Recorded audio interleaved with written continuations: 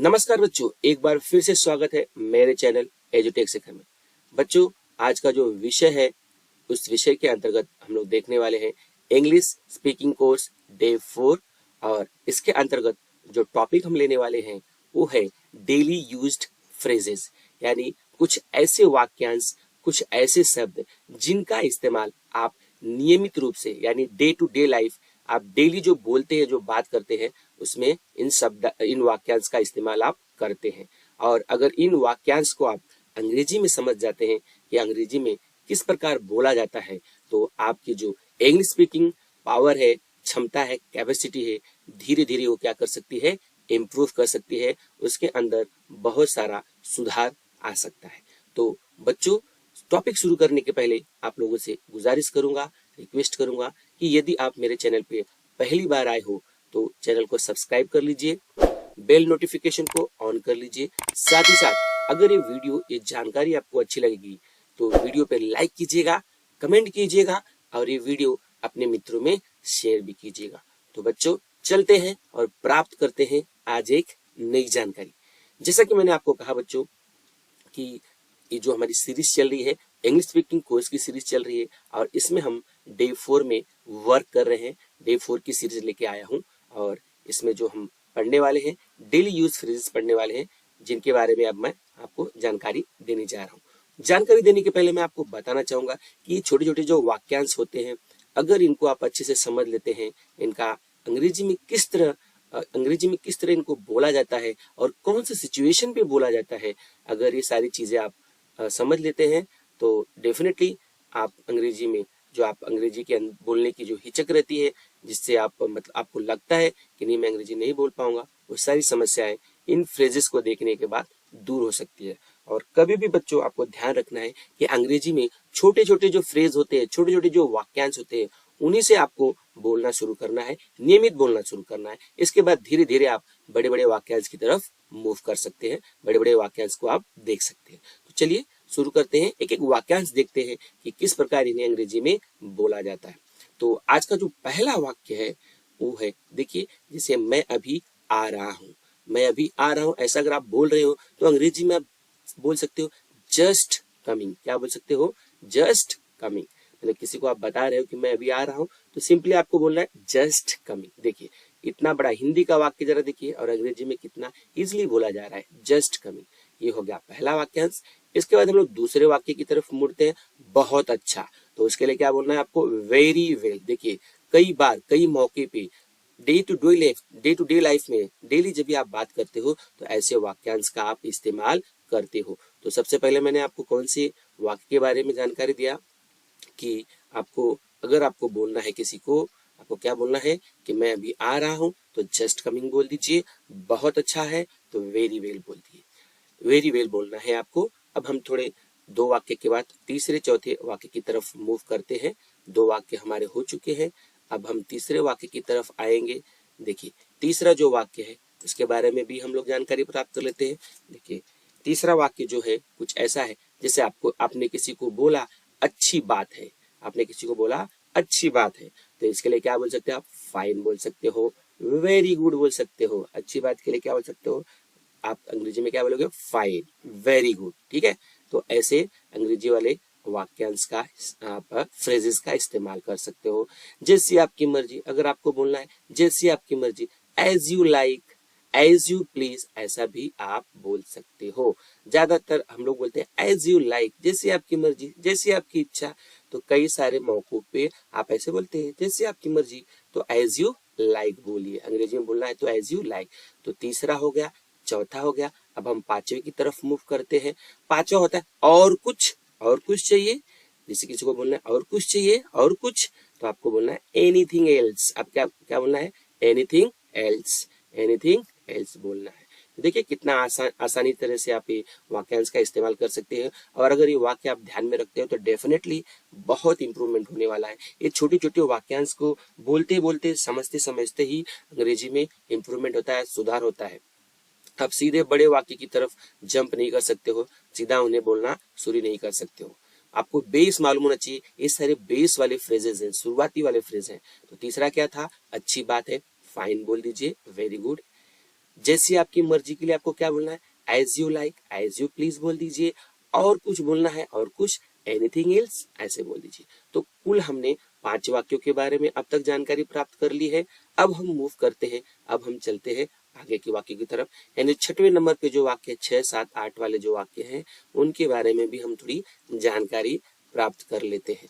तो यहाँ देख लीजिए जो 6वें नंबर का वाक्य है उसमें क्या बताया गया है, ध्यान दीजिए। 6वें नंबर का जो वाक्य है, जैसे आपको किसी को बोलना है बस रहने दो, बस रहने दो, तो क्या हो गया, दैट्स इनफ। जैसे आप को कोई सामान दे रहा है, कोई चीज दे रहा है, तो आप उसमें अगर सेटिस्फाई है, आपको जितना चाहिए उतना मिल गया है, तो आप बोल सकते हो कि बस रहने दो, मतलब दैट्स इनफ, इतना पर्याप्त है मेरे लिए, ठीक है, सफिशिएंट है, ऐसा इसका मीनिंग आता है। ये हो गया 6वें नंबर का। अब 7वें नंबर का देखिए, इस सम्मान के लिए धन्यवाद, thanks for this honour, thanks for this मतलब आपने जो मुझे रिस्पेक्ट दिया है, जो मान सम्मान दिया है, उस सम्मान के लिए धन्यवाद आप बोल रहे हो। तो इस सम्मान के लिए आपका किसी ने रिस्पेक्ट किया है, आपको सम्मान दिया है, तो आपको बोलना है सामने वाले को थैंक्स फॉर दिस ऑनर, ठीक है, थैंक्स फॉर दिस ऑनर बोल दीजिए। अभी 8वें नंबर का वाक्य तो बहुत बार इस्तेमाल किया, जो फ्रेज है अच्छा, ओके, क्या है, ओके, ठीक है। तो अच्छा के लिए आपको क्या बोलना है, ओके। तो कई बार ऐसे इस फ्रेज का इस्तेमाल लोग डे टू डे लाइफ में करते हैं, दिन में कई बार बोलते हैं ओके, मतलब अच्छा है, किसी बात से आपकी सहमति है तो आप बोल दीजिए ओके, ठीक है। तो ये हो गया। तो ये हमने पढ़ा, आप देख सकते हो 6वां नंबर का वाक्य देखा, 7वां नंबर का वाक्य देखा, और हमने 8वां नंबर का वाक्य देख लिया। अब कुल हमने 8 वाक्य देख लिए। अब हम मूव करते हैं 9वां, 10वां, 11वें की तरफ देखते हैं। 9वां, 10वां, 11वें में क्या दिया गया है, वो भी किस प्रकार इस्तेमाल किया जा सकता है, उसके बारे में भी हम लोग जानकारी प्राप्त कर लेते हैं। देख लीजिए अभी जो 9वां नंबर का वाक्य बच्चों, यहाँ पे देखिए जो 9वां नंबर का वाक्य, 8 तक वाक्य हमने देख लिए। जो 9वां नंबर का वाक्य है उसमें है क्यों नहीं, क्यों नहीं। तो आप बोल सकते हो व्हाई नॉट, क्या बोल सकते हो, व्हाई नॉट। अगर आप इस्तेमाल करते क्यों नहीं, क्यों नहीं हो सकता है, तो आप क्यों नहीं वाला जब वर्ड आप क्वेश्चन पूछते हो किसी से, तो व्हाई नॉट, आप क्वेश्चन पूछ रहे हो क्यों नहीं, ऐसा क्यों नहीं हो सकता है, तो व्हाई नॉट। इसके बाद आइए थोड़ा सा भी नहीं, थोड़ा सा भी नहीं मतलब कुछ भी नहीं बोल रहे हो, थोड़ा सा भी, not a bit, not a bit, इस प्रकार के वाक्यांश का इस्तेमाल कर सकते हो। ध्यान रखना, अभी आप ये भी वाक्य इस फ्रेज का भी इस्तेमाल बहुत ज्यादा करते हो, टेक केयर बोला जाता है, क्या बोलते हैं, ध्यान रखना, अपना ध्यान रखो, ख्याल रखो, ऐसा बोलते हो, तो इसके लिए आप क्या बोलते हो, बोलना चाहिए आपको टेक केयर बोलना चाहिए। तो एक बार मैं फिर से रिपीट करना चाहूंगा, देख लीजिए, क्यों नहीं, तो क्यों नहीं का क्या होगा, व्हाई नॉट, ठीक है। इसके बाद 10वां नंबर का देख लीजिए, थोड़ा सा भी नहीं, नॉट अ बिट, ठीक है। 11वां नंबर का देख लीजिए, ध्यान रखना, टेक केयर, ख्याल रखना, टेक केयर। तो ये हो गया कुल 11 फ्रेजेस, कुल 11 वाक्यांश की जानकारी मैंने आपको दे दी कि जिन्हें अंग्रेजी में किस प्रकार बोला जाता है और किस सिचुएशन में बोलना है, वो भी आपको ध्यान में रखना है।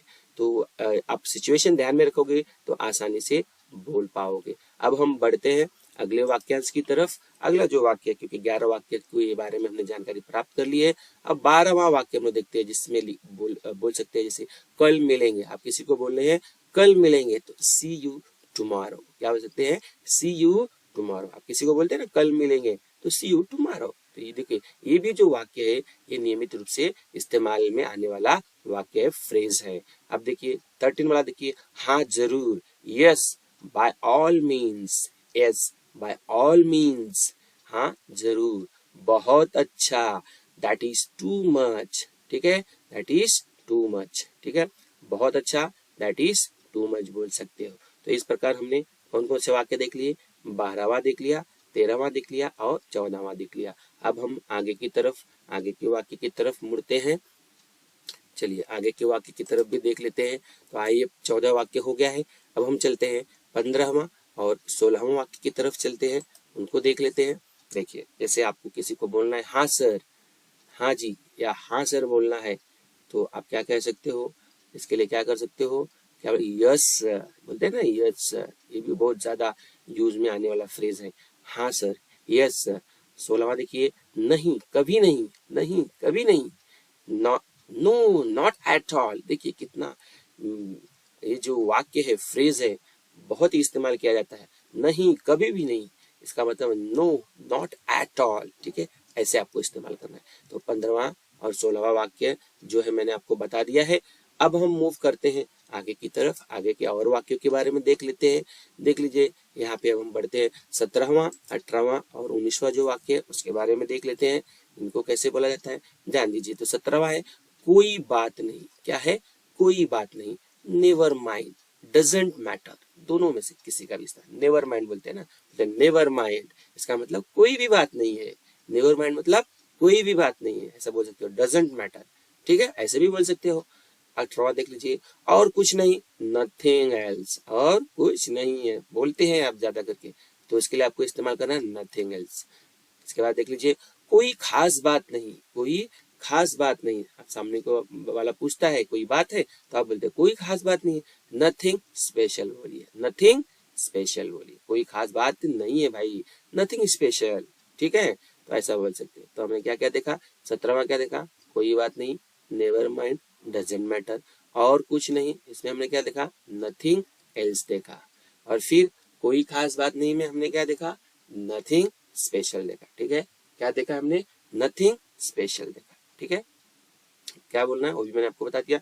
अब 19 तक हमने वाक्य के बारे में जानकारी प्राप्त कर ली है। अब आगे कुछ और वाक्य बच गए हैं, उनके बारे में भी हम जानकारी प्राप्त कर लेते हैं। देखिए अब आइए हम प्राप्त करते हैं जानकारी 20वां और 21वां जो वाक्य है उसके बारे में करते हैं। जैसे आप किसी को बोलते हो आइए, घर में कोई आपके आता है, किसी को बुलाते हैं तो वेलकम, उसका आप स्वागत करते हो, तो स्वागत करते समय आप बोल सकते हो वेलकम वाला शब्द इस्तेमाल कर सकते हो। भरोसा रखो, ट्रस्ट रखो, तो रेस्ट अश्योर्ड बोल सकते हो, ट्रस्ट ऑन मी भी बोल सकते हो, ठीक है, या रेस्ट अश्योर्ड भी बोलोगे तो भी चलेगा, भरोसा रखे, ठीक है, ये भी बोल सकते हो, ये भी इस वाक्य का भी इस्तेमाल आप कर सकते हैं। अब आइए आगे के वाक्य के बारे में भी जानकारी कर लेते हैं, थोड़े और वाक्य बचे हैं, और 22वां, 23वां और 24वां देख लेते हैं। देखिए 22वां, 23वां और 24वां देख लेते हैं। कुल 25 वाक्यों के बारे में जानकारी हमें प्राप्त करनी है आज के सेशन में। तो 22वां देख लीजिए, 22वें में क्या करना है जरा ध्यान दीजिए। देखिए बहुत दिन से देखा नहीं, अगर आपको इस्तेमाल करना है बहुत दिन से देखा नहीं, लॉन्ग, आपको क्या बोलना है, लॉन्ग टाइम नो सी, लॉन्ग टाइम नो सी, इसका मतलब आप किसी को बोल रहे हो कि आपको बहुत दिन से देखा नहीं है। इसके बाद देख लीजिए, अच्छा चलते हैं, तो क्या बोलते हैं, गुड बाय। जब आप विदा लेते हो किसी से तो बोलते हैं गुड बाय, यानी अच्छा चलते हैं, ठीक है, गुड बाय तो बोलते हो लेकिन उसका मतलब क्या होता है, अच्छा चलते हैं। 24वां देखिए, आपको भी विदा, तो सामने वाले को अगर आप विदा बोल रहे हो, विदाई ले रहे हो तो बाय बाय भी बोल दीजिए, क्या बोलिए, क्या बोल सकते हो, बाय बाय, मतलब आपको भी विदा, ठीक है। तो इसमें हमने क्या क्या देखा, आप कैसे बहुत दिन से देखा नहीं किसी को बोल रहे हैं तो लॉन्ग टाइम नो सी, इसके बाद अच्छा चलते हैं बोल रहे हो किसी को तो गुड बाय बोल दीजिए, आपको भी विदा मतलब बाय बाय, ऐसे वाक्यांश का इस्तेमाल आप कर सकते हैं।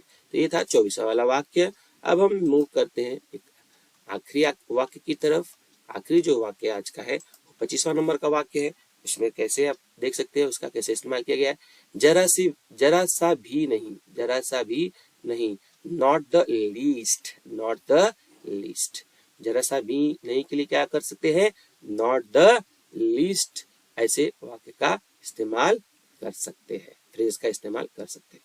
तो बच्चों आज के सेशन में जो इंग्लिश स्पीकिंग कोर्स का जो हमारा सेशन चल रहा है डे 4 की सीरीज में, हमने ऐसे 25 छोटे छोटे फ्रेजेस देखे, वाक्यांश देखे, जिनका इस्तेमाल डेली टू डे लाइफ में या अनियमित रूप से आप अगर इस्तेमाल करते हैं, पढ़ते हैं, समझते हैं और बोलते हैं तो आने वाले सेशन में डेफिनेटली आप जो इंग्लिश स्पीकिंग का जो स्पीकिंग वाली बात होती है, अंग्रेजी बोलने वाली जो बात होती है, उस पर आप कंट्रोल पा सकते हैं, नियंत्रण पा सकते हैं। तो बच्चों आज का जो सेशन है, आज की जो जानकारी है, वो जानकारी आपको कैसी लगी जरूर कमेंट कीजिएगा। जानकारी अच्छी लगेगी तो लाइक कीजिएगा और वीडियो अपने मित्रों में साझा भी कीजिएगा। साथ ही साथ अभी तक आपने मेरे चैनल को सब्सक्राइब नहीं किया है तो चैनल को सब्सक्राइब कर लीजिए, बेल नोटिफिकेशन ऑन कर लीजिए, क्योंकि ऐसी बहुत सारी जानकारी आपको धीरे धीरे मिलने वाली है। इंग्लिश स्पीकिंग कोर्स के कई सारे सीरीज आने वाले हैं, तो वो सीरीज आप का अध्ययन करके आप अपनी अंग्रेजी को सुधार सकते हो। तो बच्चों आज की जानकारी से यहीं पे लेते हैं विदा, आगे आने वाली जानकारी में फिर से मिलेंगे। नमस्कार, थैंक यू।